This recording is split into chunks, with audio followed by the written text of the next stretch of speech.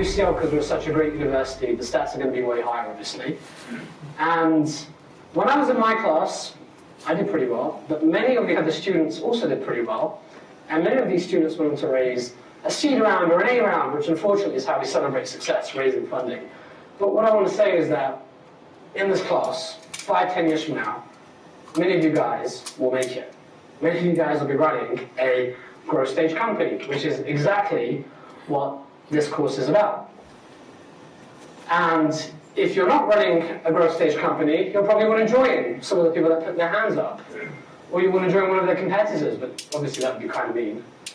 So let's talk about what it means to scale a company. And this class is about people-based organizations. So first question, where do you guys study? UCL, right? Great university. Why am I asking that? Well, you guys get asked this every single day. When you meet people who don't know much about you, they try to size you up. They ask you, oh, what school did you go to? What grades did you get? What did you do your undergrad in? Where did you study?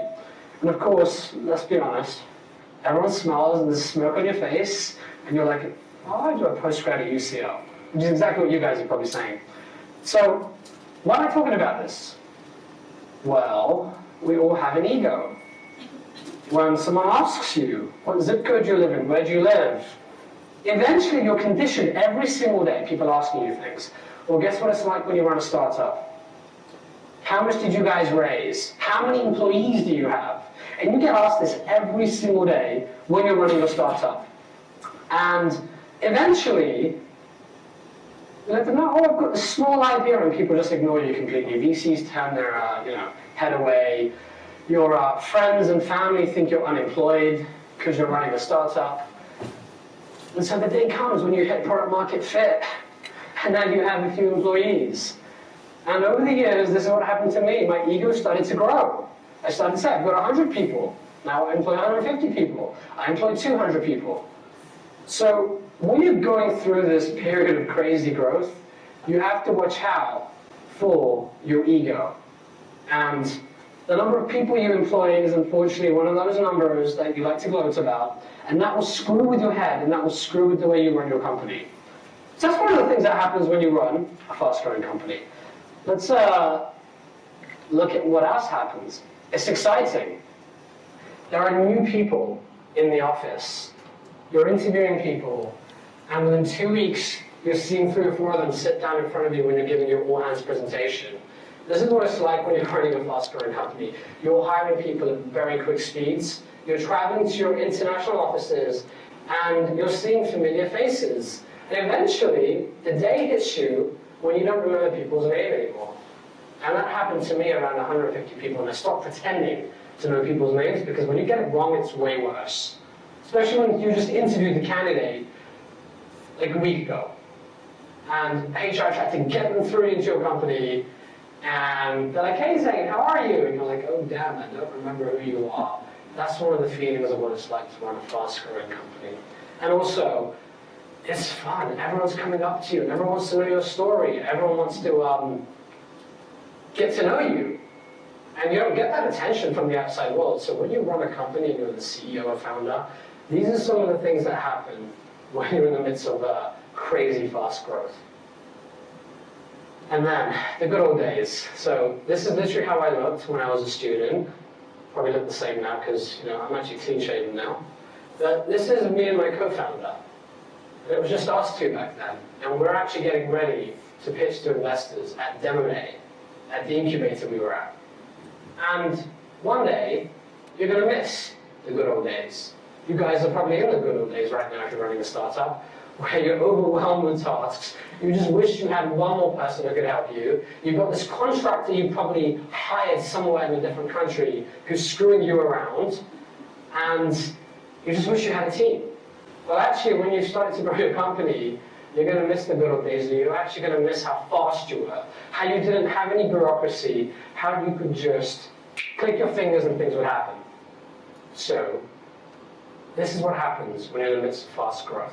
Now, I'm going through things very quickly, not because this is about fast growth, because I'm damn late, and I know you guys want to get home. So I'm going to quickly tell you 2 stories. 2 stories that I remember, and 2 lessons learned, or rather mistakes I made.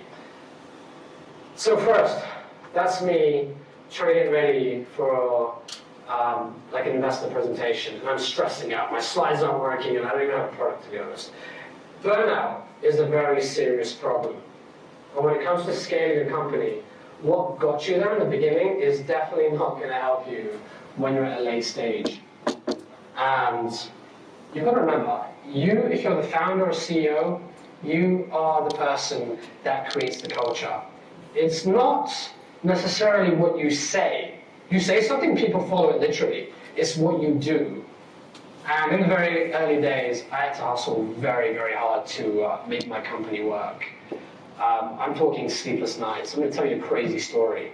Has anyone heard of this concept called polyphasic sleeping? You have, huh? You're looking at me like I'm crazy, right? So I tried this. Polyphasic sleeping is something you can do to kind of hack your sleep.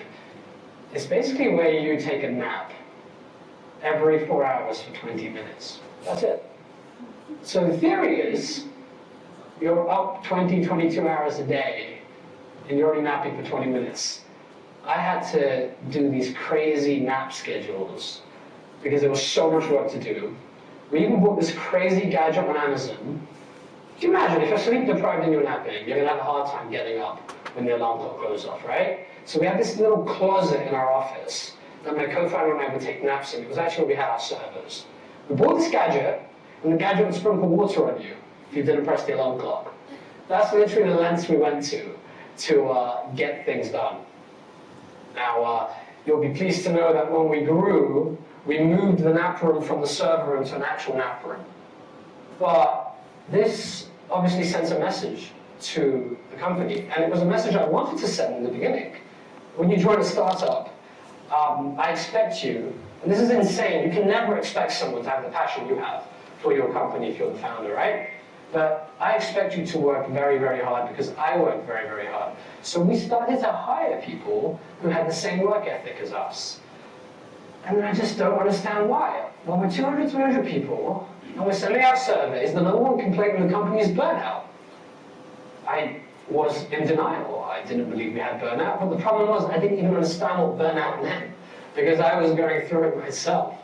And one day I realized this is not a sustainable growth or a sustainable way to do things. And I tried to take it easy, and I tried to actually spend less time in the office. And you know what happened? My own executive team called me lazy. I had created a Frankenstein of a culture. My very own company that I created was out of my control now in the culture. So be very careful with the decisions you make, not what you say, but what you do when you're defining the culture for your startup. So that's one of the lessons learned. Another lesson learned is something we did well to rectify. Does anyone know what a KTV bar is? Good, of course you're going to say no even if you know what it is. So I'll tell you what it is, because I didn't know what it was. So, Vungle was showing mobile app developers around the world video ads. Right? We would have billions of people clicking on video ads. We saw tremendous growth in Asia, and we went heavy into Asia. We had 4 of our offices in Asia. And we did very well. We set up offices in Singapore, in Korea, in China. But we just seemed to struggle in Japan, and I couldn't figure out why. Our sales numbers were very flat, and it didn't make sense, because if you've been to Japan and you've gone to the arcades there, people are spending money, dollars and dollars at a time, just to play games, and it's a very hardcore gaming culture, and that was our audience there. So, set up a Japan office, and we're a year in, and the easy decision comes, it's not doing well, let's shut it down, and I was like, hold on a second. Something doesn't feel right here. I'm going to go and visit the office in Japan. So I go fly to Tokyo, and we've hired a general manager. And I hired this general manager based on the CV, which is another mistake you make when you scale. You start to lose touch, you don't have time to get as involved as you'd like to be. A great CV comes to your desk, and you're like, oh, this is a market where experience is very important. So have a great GM, I think. We go out with our team, half from my salespeople, and we go out to meet a client. And this is literally how it looked. It's a KTV and music lounge. I'm thinking, this looks like a very interesting place to bring a client. We go there, and there's a lot of music playing, not the kind of vibe you'd expect for a business meeting. And we get a table, and I look at the drinks menu, and the drinks are like $500 to $1,000 each. And I'm saying to my GM, it's quite expensive drinks. He goes, you're not buying the drinks, you're buying those ladies over there. And then like 6 ladies come, sit down, and I've got my US sales team with me, right? We've got women and men on the team, and there's these people from the KTV bar sitting down with one of our clients and our GM. And that's when our alarm bell starts to go off. Is this really how we do business here?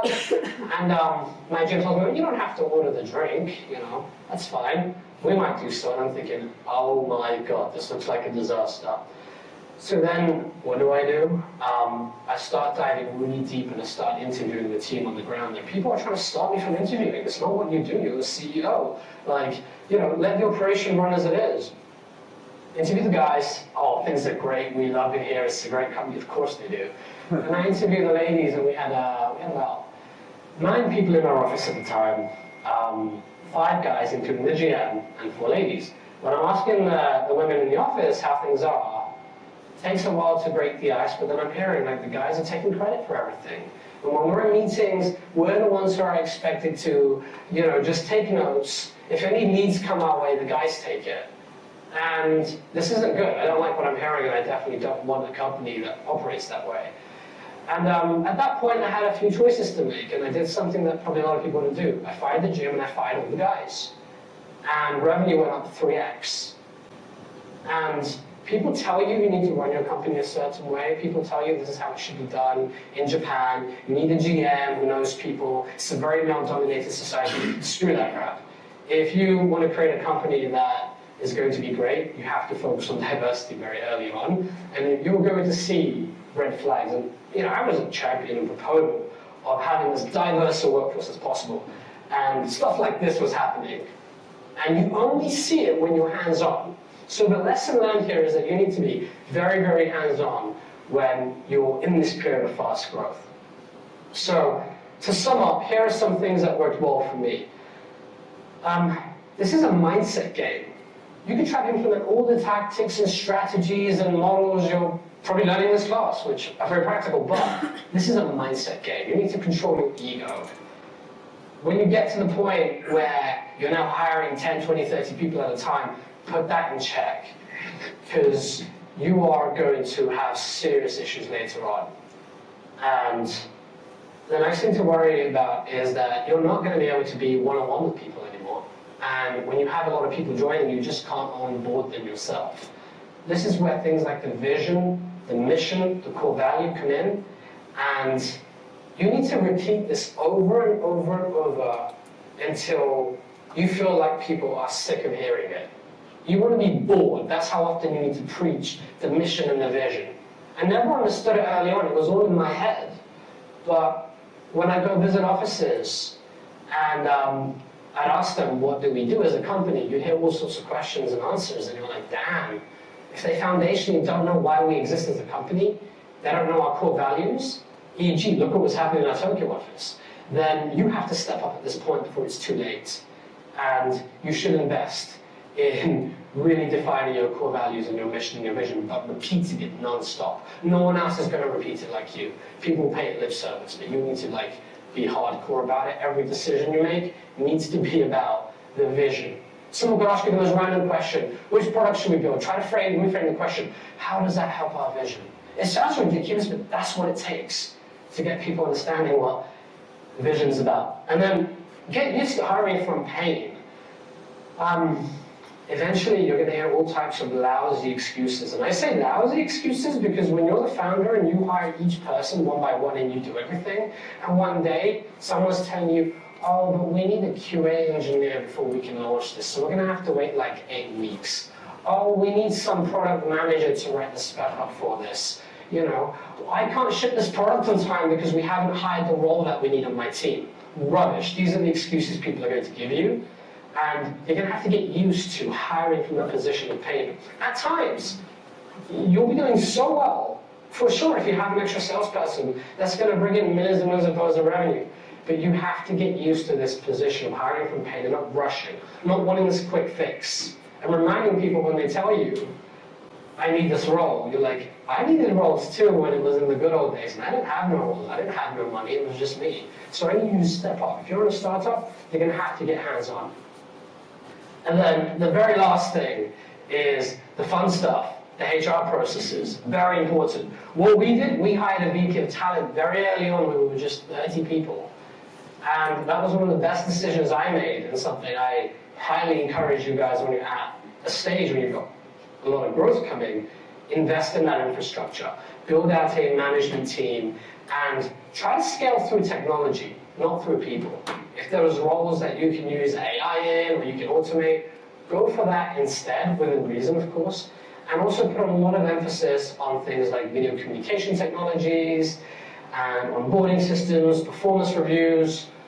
A ton of companies are going to pitch you, believe me, when you're big. People are going to want you to use the HR software or whatever, but this stuff works, and I highly recommend you use it. So I'm going to wrap up my lecture now, and I'm going to pass it back to you, and then if they want to ask me questions, all good. Otherwise, sorry for keeping you guys, and sorry for being late. First of all, thank you so much, and thank you for coming over all the way from Canary Wharf after coming from where I was. Yeah. So tough you made it. It was good to get extra exposure if there is any to the coronavirus. Good. Secondly, and I didn't know what you were going to talk about, but thank you for the topics you talked about, and I'm guessing a few of you recognise a few stories there from our last assignment, from our last lecture, from next week's lecture, which you won't recognise yet, obviously, from last week's lecture. So thank you, and thank you again. I don't really have anything I want to add because I like to just open it straight up, if it's all right with you, to students and questions. As usual, those who've contributed in class will be picked first. So there you go. So let's start with Saad. Hi, thank you for your talk. Yeah. Guys, can you really talk up because you're being recorded and we can't hear you up here. Thank you for taking your time. My question is, do you think you would still be where you are if you didn't put in this crazy amount of time where you worked and put your health into risk? I think it took a lot of work at the beginning. The thing is, you don't know when to stop. You keep going, and then eventually you're like a sleep-deprived person on the freeway who's likely to crash a car. In software, when you make a mistake, it is so much more expensive to fix it. And if you try to debug when you're tired and you lose track of what happened, oh my God, you could set yourself back so much.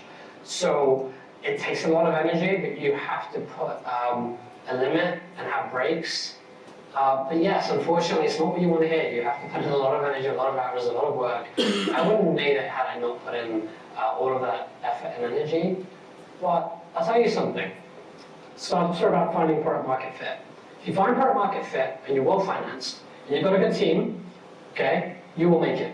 Look at the number of mistakes Google must have made. Google must have made some terrible mistakes, but yet they still became a huge company. Every company is going to make a lot of mistakes. And I don't think hard work is necessarily, enough. You need to work smart and you need to be okay making some mistakes without the cost to your health. Great, thank you. Thank you very much. I like that. Product market fit and a good team, and you'll get your finance, and you will make it. That might ring some bells to some of you who've been studying the last 8 weeks. How long have you got, by the way? Because as long as once there's only one person left. Technically, we finished 10 minutes ago, so as long as we're not offended if a couple of people have to leave, Oh, yeah, they have to please leave. go ahead. Let's keep going. Yes, I forgot your name again. If you leave, I won't invest in you. No, I'm kidding. Completely joking, but if you have to go, no worries. What's your name again at the back? No one. No. I probably have two questions, but let's see. One question first. I'll pick the easiest The question. first one is like, how do you know, like, if you have a good, how do you select a person that you know would be a good fit for your team? Like, because you mentioned, like, down the road, you probably have too much time on your hand, you start hiring people based on CV rather than, like, face-to-face first, and, like, get to know them, and even that could be, like, on your interview them one time, you wouldn't know, like, the quality of the people. How do you... Yeah, great question. So, very different answer based on where you are in your company. If you're at the beginning, you're going to have to use your intuition more so than anything, and also like how cheap you can get them, because this is the minute you're a startup, you don't have much to pay, right? So, as good as that person is earning $250,000, you're not going to be able to pay them. You need to have someone come in cheap who you feel intuitively about, right? Later on, you can't tell one-on-one. You can only tell when you see these signals when you see people not knowing your mission, your vision, when you see things like Tokyo happening, right? That's when you realize, whoops, screwed up. When you do things like surveys throughout the company, you can use technology to send out surveys that employees can submit answers to anonymously. When you look at the answers there, you can sort of see which managers are well rated, which departments are well rated. As you start to grow into the hundreds of people, it becomes about your executive team. So this is your core management team that sits below you. Typical roles on this management team might be a CFO, a VP of marketing, or a VP or CTO, VP of engineering or a CTO, whatever. Make sure they absolutely live and breathe the qualities that you really look for. And then below them too, make sure they're hiring managers who have the same qualities. You can't tell on a one-on-one level, and to be honest, look, in society, America's a crazy example, but I think there's like 2 million people incarcerated there. What that tells you though is, out of a 300-something million plus population, there are some crazy people. In your company, crazy stuff's gonna happen. When you have thousands of people, you are gonna inevitably end up with a general sample set of a population, and some people are gonna be a little bit cuckoo, some people are not gonna be what you thought they would be, right? So you shouldn't try to, you can't eliminate that. Instead, you've got to think on a systems level. So, to repeat the message, there are going to be people that aren't a fit one-on-one, but you can't really dive in one-on-one anymore. That's not your job. Instead, look at the managers and the executive team. Super. Go on then. We've got another guy. Okay. You moved seat again. Me? Yeah. Orestes. Orestes, that's right. I have one question. How your networking at the very beginning, how important was for you to make them grow, or what did you do, and how much time you spend about networking? Yeah, I didn't want to do much networking because I needed to get product market fit. And things like demo days, or things like events where there's lots of investors. I assume you're asking about fundraising here, or candidates? Yeah. Because you know, candidates, go hire your classmates. Like that's the best thing you can do. But for investors, it would literally be at the incubator. When I went to America, I didn't know anyone. So the good news was at the incubator, you can spend all your time building your product and talking to customers. That's like the most important thing you have to do, no matter whether you're a startup or you're a huge company. Talk to customers. Investors, screw those guys. Just focused on like getting my product right, and then through the connections I got at the incubator, that was helpful. So it's sort of a cheat, I was in an incubator, so I sort of had it handed to me, but that's how I did it. Yeah. Oh, can I ask a question? Just to my right. So Vungle wasn't your first business, but Vungle did pretty well, and you exited, am I have to say it? Yeah, of course. 750 or whatever, roughly $750 million. Is that right? Is that the right number? Yeah. 780, yeah. 780. Plus 30 million between. Exactly. So here's my question. Was there any particular point where you got lucky? And if so, or if not, what was the main piece of luck you got? And do you feel like you made that luck, or it was a pure externality that something just happened that was totally out of your control, and wow, look at this, we're really lucky? Well, I think I got damn lucky. I think an incompetent buffoon could have run the company. So to be honest, if you've got product market fit and you make a lot of mistakes, it's very forgiving when you're in a big market. That's why VCs like to invest in good teams in a good market. You'll get unlucky, you'll get lucky. There's a book that I've read, I think it's by Jaffer. I think it's called Great by Choice. Has anyone read Great by Choice? Okay, Great by Choice is the book after Good to Great. And in there he says that when you look at a sample set of companies in the stock market, outlier companies that perform way above the market and are number one in their industry, and you look at normal companies, when you try to quantify the number of good luck and bad luck events, they were exactly the same. Companies all have good luck and bad luck. All of us here, some of us are born with very good looks, some of us are born with genetic defects, some of us are born into a rich neighborhood. We will have good luck cards and bad luck cards, and the cards you get are the cards you're dealt. It's how you deal with that. So good companies were able to take advantage of good luck situations. And good companies were able to get out of danger when bad luck hit them. They were able to quickly realize, I need to get out of this, do damage control. The bad companies ponder forever when the good luck opportunity comes. And they don't grab the opportunity the way it needs to be grabbed, and it slips away. And bad luck events, bad companies just like do everything wrong. We've seen like Uber in London. You know, we've seen companies that have just. By the way, I'm very positive on Uber overall as a. You know, I'm just, that's why I have to say that, but no, just in the public markets, I want them to do well, obviously, but no. I think a bad company screws up bad situations and makes it worse and worse and worse. You've probably all seen examples of bad companies who have just screwed up a disaster and made themselves 10 times worse. So that's my view of good luck and bad luck. Lewis.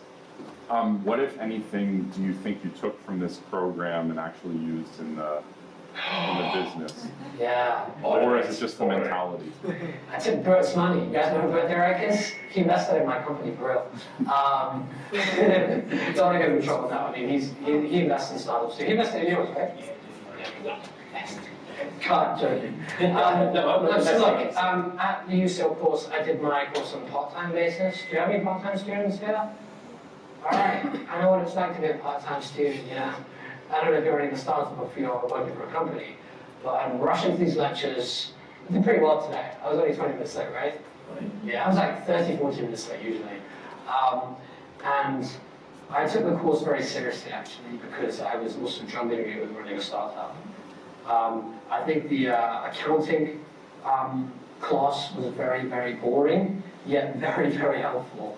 And you know, when you're paying like $1,000 plus an hour to PricewaterhouseCoopers or Ernst & Young or Deloitte to audit your books, you damn right don't want to be asking stupid questions. And you also want to be making sure you have financial literacy. And you don't want like maybe a finance or CFO coming in and trying to confuse you. Like, well, you know, we need to do this with depreciation. You're like, dude, I did a master's course and I did like an accounting module, so I know my shit, okay? So yeah, I'd say some of the courses were very helpful. The books I read were helpful too.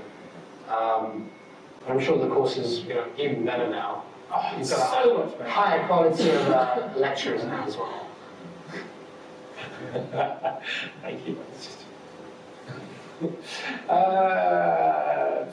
Philippa? The growing amount of scrutiny that advertising companies are getting, do you think last year was a good time to exit? Or Yeah, I think so. It was a good time to exit because we had investors and employees that were starting to make a huge fortune. We were probably the largest or second largest exit for most of our investors.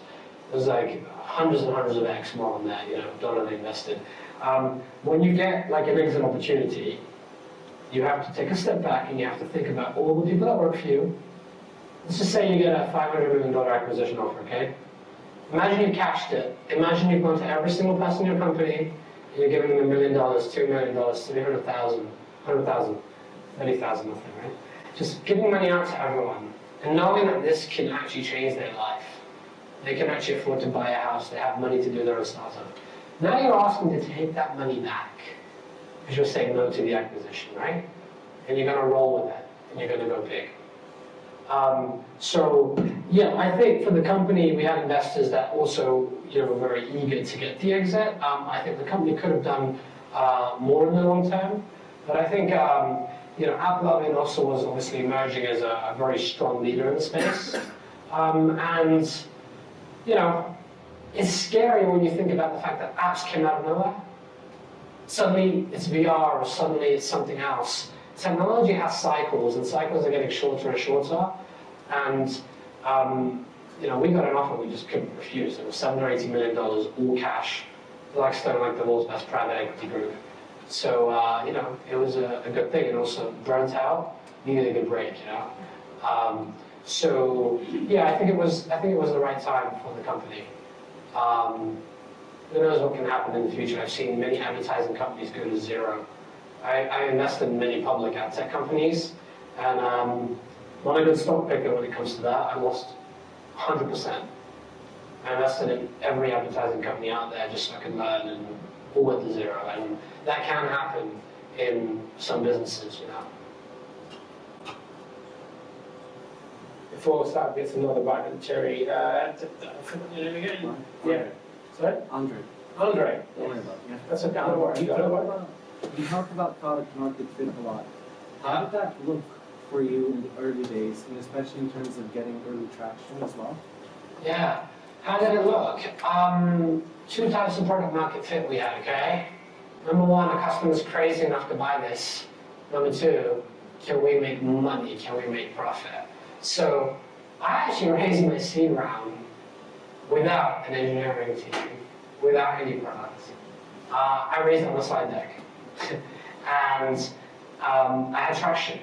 I had pre-orders from customers. I went to customers and I said, if we built this product, if we could get you an install for $3, will you pay me? Yes. Okay. So if I were to give you 100,000 installs, that would be $300,000, right? Cha-ching, pre-order, right? So I got a bunch of pre-orders, significant revenue numbers, went to investors, and I was like, look, cha-ching, product market fit, I got a bunch of pre-orders. And I also had customers that wanted to invest in the company too, so that mattered, right? So investors were like, we don't understand the app space, but these pre-orders, these LOIs, are pretty compelling. Unit economics, oh, that was risky. But we were burning money very quickly, and we were making losses, which is what you're supposed to do, right, in a startup. No, not in the UK at least. That might fly in Silicon Valley, not anymore though. We took a crapshoot. I literally just believed we would eventually get to profitability. We would eventually, not make losses. And it was all based on intuition. Every time we delivered an ad, we were losing money. And then eventually we were making money. And, I had to spend a lot of time just refining the unit economics. But unit economics were favorable, but it wasn't until our Series B round that we were for sure hitting profitability. The A round was, I think we can get there on this tiny cohort. Theoretically speaking, if everything works out well and our assumptions are correct, we'd make a slight profit. Ignore the rest of the data. I know it's showing tremendous losses, but this is just like a proof of concept. So that's how it was. I guess last couple of questions. We don't keep you too long. Go on inside as you started. We'll start and finish the start then. Thank you. You're so welcome. I feel blessed.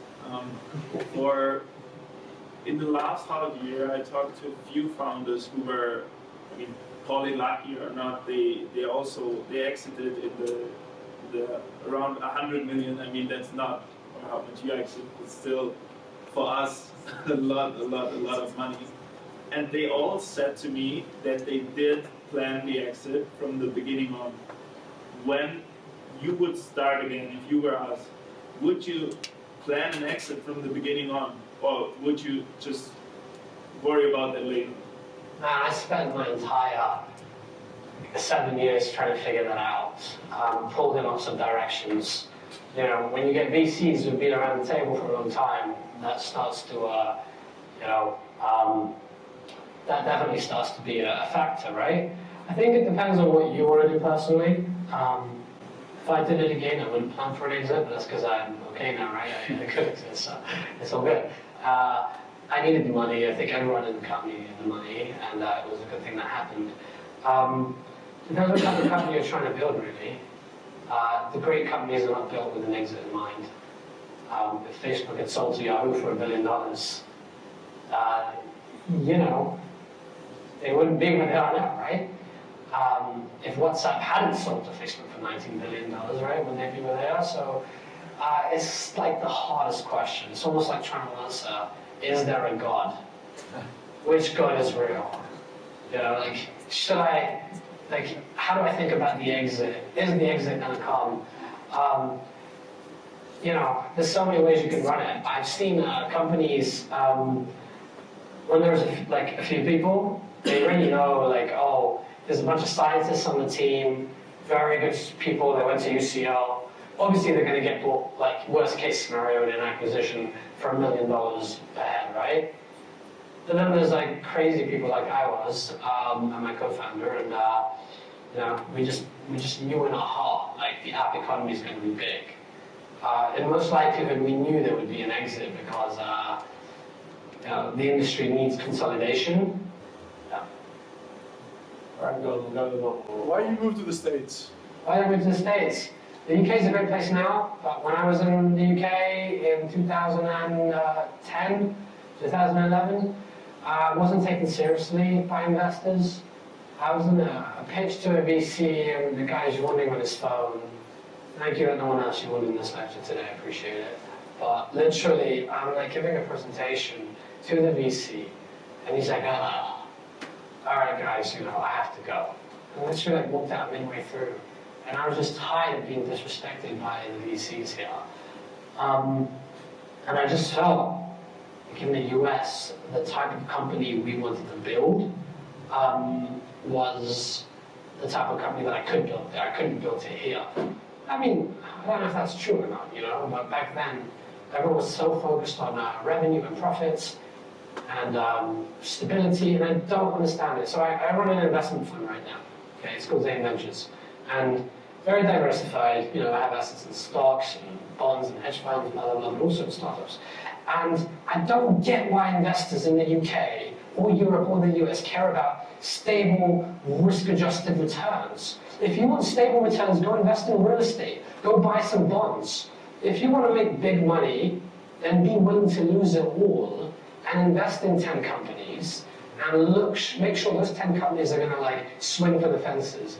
I just did I'm launching a YouTube show, I'll send it to you guys when it's done, but I interviewed one of my mentors, Tim Draper. Anyone know Tim Draper? He's known as one of the guys who invented venture capital from the firm DFJ. He's the Draper there, right? He was behind Tesla, behind Hotmail, behind SpaceX, behind so many companies. And he said, the companies that have done the best for him weren't the companies that we had a category for. It wasn't okay, because I thought, so I'm going to start investing in startups, me, Zain, right? Maybe I should put 30% of my money into health tech, and 20% into consumer, and 10% into enterprise, and blah, blah, blah. And he said his best returns came from other. When these startups came, he just couldn't categorize them. And it's those other companies, the ones that just don't fit in a box, they're the ones that produce outsized returns. Now, it's useless hearing this as an entrepreneur because you guys have to get revenue coming in. If VCs want to invest in you, it's useless for me to tell you go swing for the fences. But the fact is, if you have an investor who's willing to just go crazy on this bet and doesn't care too much about immediate revenue, immediate profit, cares about something disruptive, right? That's the type of VC you need and the type of investment approach you need to get those 100x, 1000x returns. If you're looking for safe, stable returns, it's probably good as an entrepreneur because you're more likely to get an exit, right? But as a VC, you're going to get a bunch of 2x's and 3x's and maybe a 5x or 10x. And 10x is a success, but I mean, that 10x could have been 100x if you had the right type of person behind it. So hopefully that gives you perspective. Okay, man. I guess we can end it there. We'll get thrown out here in a bit anyway. I'll stick around for 10, 15 minutes. Yeah, we should. I have to talk to Dan as well, privately. I invested in you, right? Recently, so I need to just check everything's going well. Okay, so if you find Dan underneath a set of newspapers and cardboard boxes outside in about an hour's time, you know why. Thank you very, very much for coming in, especially for doing so.